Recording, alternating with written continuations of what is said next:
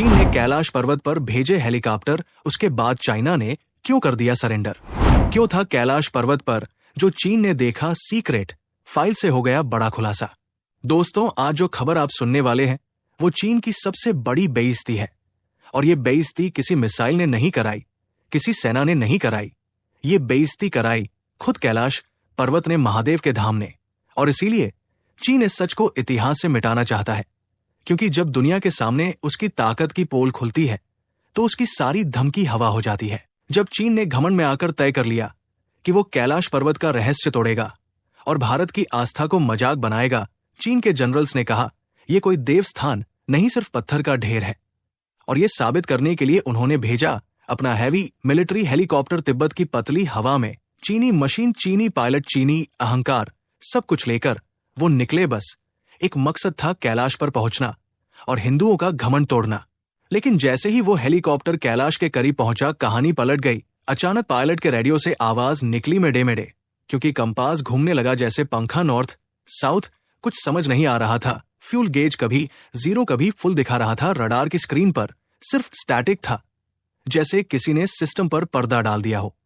और ये वही पायलट था जो युद्ध क्षेत्रों में उड़ चुका था, तूफानों को चीर चुका था। फिर भी यहां उसका दिमाग सुन पड़ गया। चीन कहता है मौसम बिल्कुल साफ था, ब्लू स्काई थी, हवा ना के बराबर थी। लेकिन जैसे ही हेलीकॉप्टर ने एक इनविजिबल लाइन क्रॉस की, सब कुछ बदल गया। एक सेकंड में सामने काली टर्बुलेंस आ गई, जैसे आसमान फट गया हो। पायलट ने महसूस किया हेलीकॉप्टर भारी हो रहा है, जैसे ग्रेविटी डबल हो गई हो। मशीन नीचे खींची जा रही थी, कंट्रोल खत्म हो गया। और उसके बाद रेडियो पूरी तरह डेड, नेविगेशन खत्म और कॉकपिट में सिर्फ डर डर और डर।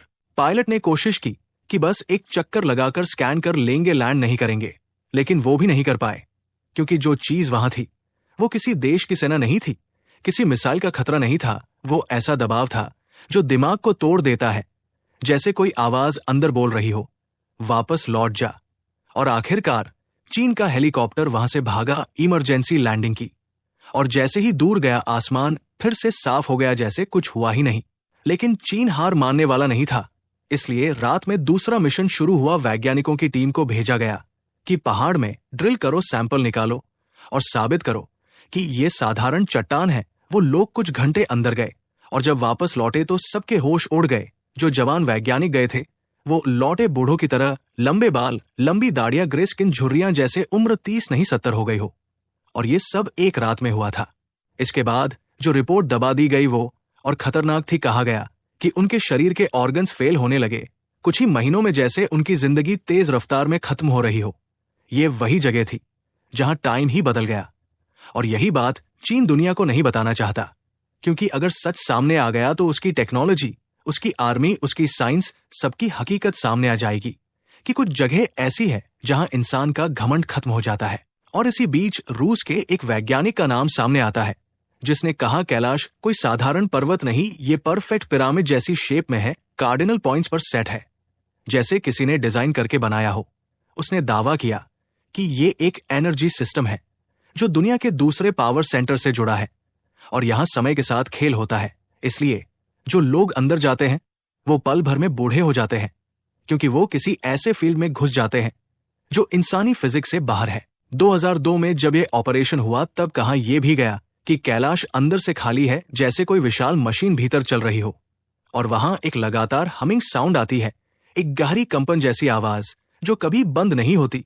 और यही वजह है कि चीन ने ड्रिलिंग की कोशिश की, लेकिन सैंपल नहीं ला पाया, उल्टा लोग खो दिए। और फिर उसी पल चीन की सारी बहादुरी पिघल गई, क्योंकि वो समझ गया ये लड़ाई सीमा की नहीं, ये लड़ाई किसी ऐसी ताकत से है जिसे वो कभी भी नहीं जीत सकता। आज चीन ने पहाड़ों पर रोड बना ली, एयरपोर्ट बना लिया, फाइटर जेट्स खड़े कर दिए, मगर कैलाश की तरफ आंख उठाने की हिम्मत नहीं करता। वो बिना गोली चले उसका सरेंडर हो गया। चीन को याद रखना चाहिए, कैलाश सिर्फ पर्वत नहीं, भारत की आत्मा है। और वो दिन भी आएगा जब महादेव का ये धाम भारत के साथ फिर से अपना असली स्थान पाएगा। जय हिंद।